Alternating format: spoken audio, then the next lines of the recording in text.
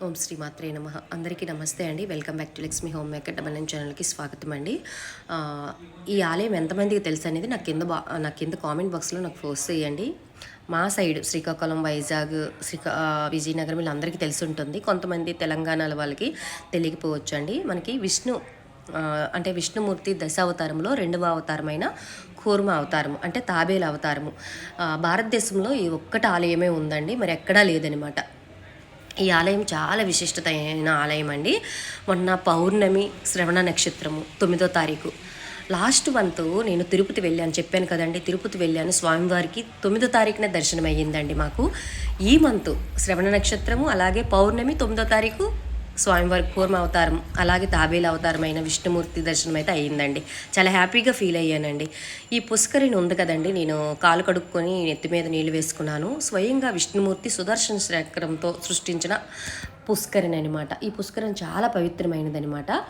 ఎవరైనా మరణించారనుకోండి, మా సైడు అస్థికులు ఇక్కడ కలుపుతారనమాట. అంత పవిత్రమైన నది అనమాట అది. కాలువ అంటే చెరువు. ఇక్కడ దేవతలే స్వయంగా కట్టించారని, మనకి రాత్రి వచ్చి అంటే ఈ ఆలయము నిర్మించి పగలకు అదృశ్యం అయిపోయే వాళ్ళు అంటండి. అందుకే ఈ ఆలయంలో ఒకదానికొకటి పోలిక ఉండదనమాట. ఓకేనా. ఇగోండి, ఈ ధ్వజస్తంభం ఉంది కదండి. ఈ ధ్వజస్తంభము మనకి సినీ యాక్టరు శ్రీహరి గారు ఉన్నారు కదండి, అతను కట్టించారనమాట. ఈ ధ్వజస్తంభం ఒక్కసారి చూడండి, పక్కన ఉంటుంది.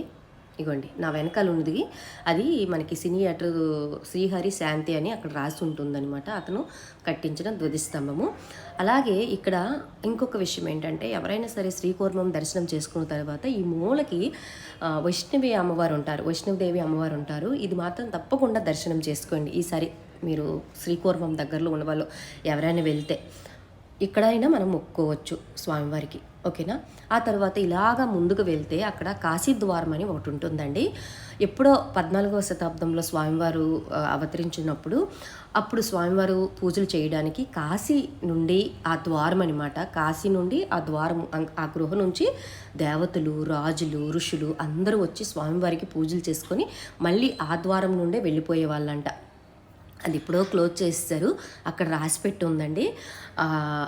అంత పవిత్రమైన దేవాలయం అనమాట. దేవతలే ఇక్కడ వచ్చి పూజలు చేసేవారు అనమాట ఆ తాబేలు అవతారానికి. ఓకేనా. అలాగే ఇక్కడ అయితే ఇగోండి క్లోజ్ చేశారు కదా, ఇదే అక్కడ ఉంటుందన్నమాట. విష సర్పాలు, క్రూర మృగాలు వచ్చేస్తాయని అలా క్లోజ్ చేశారనమాట. ఎప్పుడో క్లోజ్ చేస్తారు. ఇగోండి, స్టార్ తాబేళ్ళు ఎక్కువగా ఉంటాయి. ఎక్కువగా ఎండ ఉండడం వల్ల బయటికి రాలేదు, చెట్ల కిందకి వెళ్ళిపోయండి. ఈ వీడియో మీకు నచ్చితే లైక్ చేసి షేర్ చేయండి. ఎంతమందికి తెలిసి ఈ ఆలయం అనేది కింద కామెంట్ బాక్స్లో